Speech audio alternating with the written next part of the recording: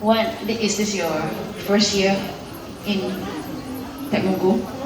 No, I've been in Techmogul since grade 7 and I'm in grade 10 now.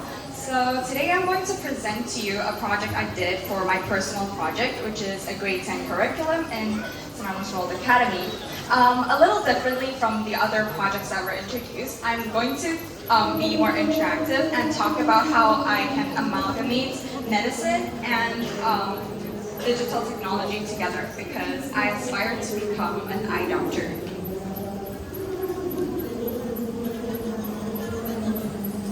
Does anyone here know what strabismus is? Strabismus is also called mata juling in Indonesia. It happens when our eyes cannot focus on one single place, but due to our eye muscles being constricted or too relaxed, our eye focus goes sideways or up-down, which makes us very nauseous and dizzy and may also cause blindness if it's very severe. And about 3 years ago, I was actually diagnosed myself with strabismus or mata juling. Now, the doctor told me that I couldn't get eye surgery yet because it wasn't yet too severe. So I had to wait a period of 1 year in order to get another checkup. The year later, I got told by another doctor that I actually did not have strabismus. Instead, mine was very, very mild, so there was no treatment required or whatsoever. This meant that I spent a whole year focusing and getting stressed about my strabismus for nothing. But it also meant that I had the chance to realize and put myself in the shoes of patients who are suffering from strabismus.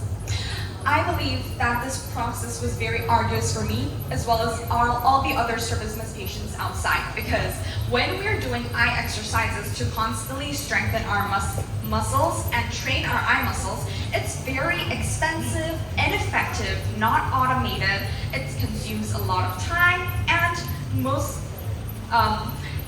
most importantly, it's not convenient. So here are the most common treatment methods for strabismus. The first one is eye surgery, but this one is only available for severe strabismus, as I mentioned. The next one is eye exercises, which was what I constantly did. For example, we roll our eyes to the left, to the right, up, down, blink twice, and we repeat that whole process again and again. There are also eye patches, medications, eyeglasses, prisms, eye botoxes, and many more. But the one single method that I decided to focus on was eye exercises.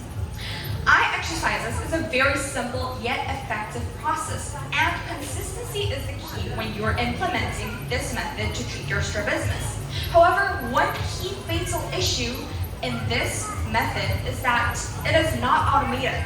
If you're doing eye exercises just by looking into the mirror, how do we know if you're doing it the right way? How do we know if our focus is not shifted and we're doing it like a professional? If we have to visit an eye surgery center or eye reflex center every single time you do an exercise, that will be very time consuming and financially burdening. This is why I decided to develop my project called Focus for Us. I decided to make an easy, simple, non-invasive, and effective as well as cheap method to conduct eye exercises at home, automated using Arduino. And now I will guide you through all my prototyping processes. Here is my initial mind map. You can see that I stretch my ideas from health, which is the major that I want to pursue in the future, to strabismus, treatment, Arduino, ophthalmology, all things that I'm interested in. And I came to this conclusion where I could use eye exercises, most eminently pencil push-ups. Pencil push-ups are like when you hold a pen near your eye and you bring it farther from your eyes without losing focus, and you bring it back again. If you lose focus, this means that the pen is blurry in your vision and you have to start all over again. So, here are some product development stages that I took prior to this because medicine is a very, very sensitive subject, and I am very well aware that I'm not fully capable of doing something big or something invasive to directly manipulate the health of patients. That's why I volunteered in an eye health department. I experimented with different types of sensors. I also did optics experiments every single week on Tuesdays during Tech Moguls. So I used prisms, like double slits, and just experimented with how the human eye works. I also taught about strabismus and other eye exercises during an Indonesian teaching session with local students. And I also just constantly wrote articles, interviewed doctors, professionals to elevate my knowledge. The next step was comparing different sensors. Now, when it comes to sensors, you really have to target which input you want to get. My initial thought was using ultrasonic sensors. So an ultrasonic sensor uses an ultrasonic ray. It detects movements mostly, but one fatal issue with ultrasonic sensors is that it cannot detect our human eye because it only detects movements like this. You cannot really see the color of your eye and where your eyeballs are. So I crossed that out from my list. My next possible sensor was a PIR sensor, which is more human friendly, but that was also crossed out because we couldn't implement it to the human eyes. The next step that I took was I really looked into the infrared sensor. And these are the glasses that I made. Oh. Let me bring the glasses.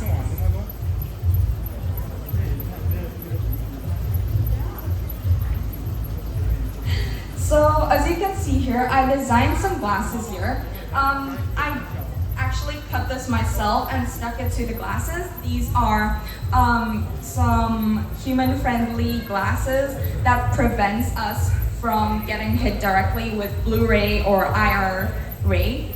And here is an infrared sensor. It senses infrared ray by sending it into our eyes, and when the infrared ray reflects off and bounces off from our eyes, it detects how much infrared ray is absorbed back into itself, and it can detect color. So I thought this was the perfect sensor for my project.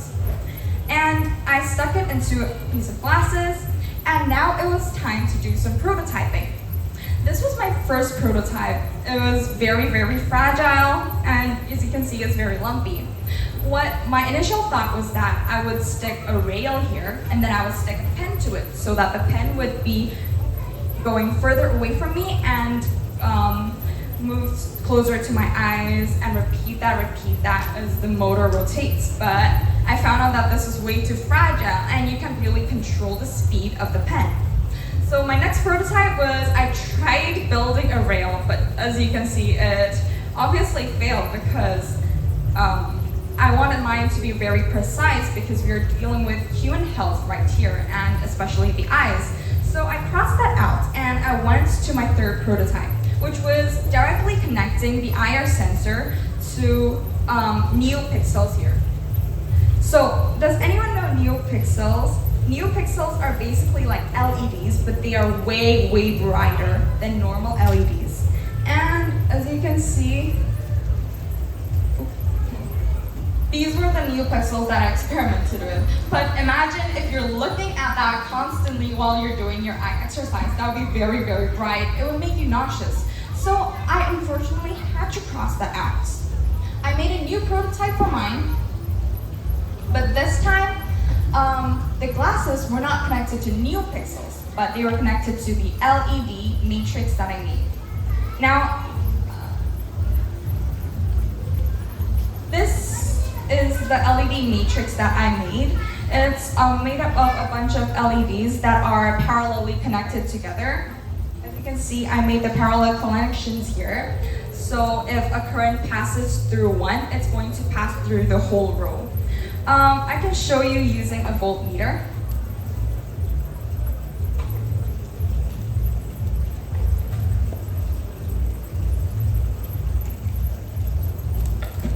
Yeah, as you can see, the voltage just flows through the whole row and the whole matrix. So you can project the shape of your eye here. This would be the white part of your eye, this would be the iris, and you can see how the eye's focus is shifting. Because When the image of the eye is connected and printed to the IR sensor, it will be connected to this LED matrix, and the shape and the color of the eye will be printed here. So if you blink, this will also blink.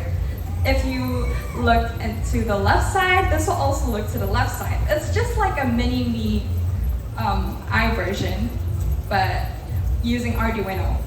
So I decided to make these changes because I really consider bioethics immensely in this project. And here I'm going to just show a quick overview of the code that I'm currently working in. This was the original code for the NeoPixels that I used. As you can see, I tried to connect it like this into the shape of a human eye. And I just numbered each of the NeoPixels like this, so it was easy to manipulate. This was good because I could implement blinking, which was when our eyelids close and open up. Here you can see that I included something called, black numb and pupil numb, as well as Boolean lid. This means that if your lid is like false, you're opening your eyes. If your lid is true, you're closing your eyes. So your lids are there, and this will turn black. And if we go below that, one good thing about NeoPixels, again, is that you can manipulate the color, so you can make your eyes whatever color you want to. And this is good for visibility, because if you're putting this on the other side of the wall and you're practicing right here, looking at that, it will be very bright and you'll be able to see where your eyes are and how you're performing very clearly. And this was the plan and the initial matrix that I tried to focus on.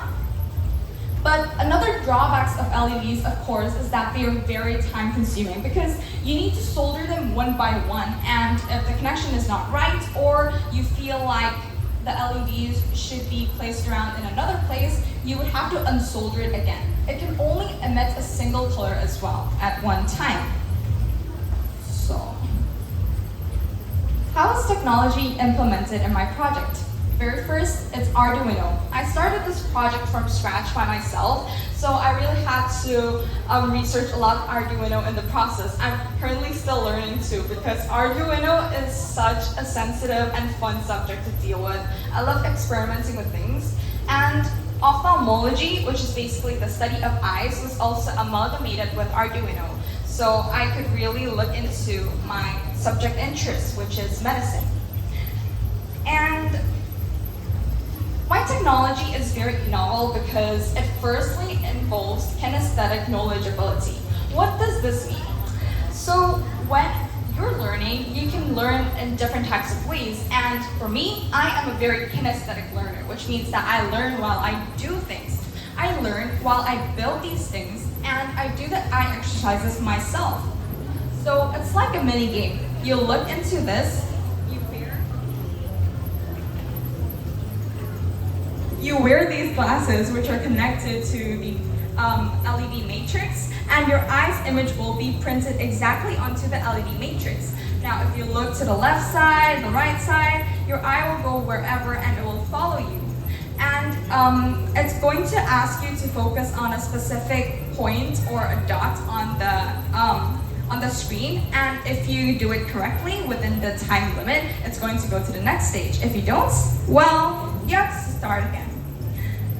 And I also included bioethics very, very strictly in my project, because I decided that the IR sensors are not at all a good alternative for PIR sensors or ultrasonic sensors, because IR sensors emit infrared ray, which may damage our cornea, and since I really consider bioethics, I would like to replace this with more sensible and safe sensors. For example, the QTR1A reflectance sensor. And lastly, I would like to share about my social impacts. So around mid-April or early April, I started tutoring a student on biology, IGCSE biology, and I raised a total of 6 juta until now. My goal is to raise this money up till 15 juta, and I will fund the eye surgery of local patients like glaucoma patients, cataract surgery, pupil transplant, and many more with the connections I have with local hospitals. I believe that this project is not just an opportunity for me to test myself, to test my limits and my Arduino skills. It is for me to truly realize the value of bioethics and how technology can be implemented into these various areas of life and solve people's problems and just make the world a better place. Now, these are all my sources. Thank you for watching today.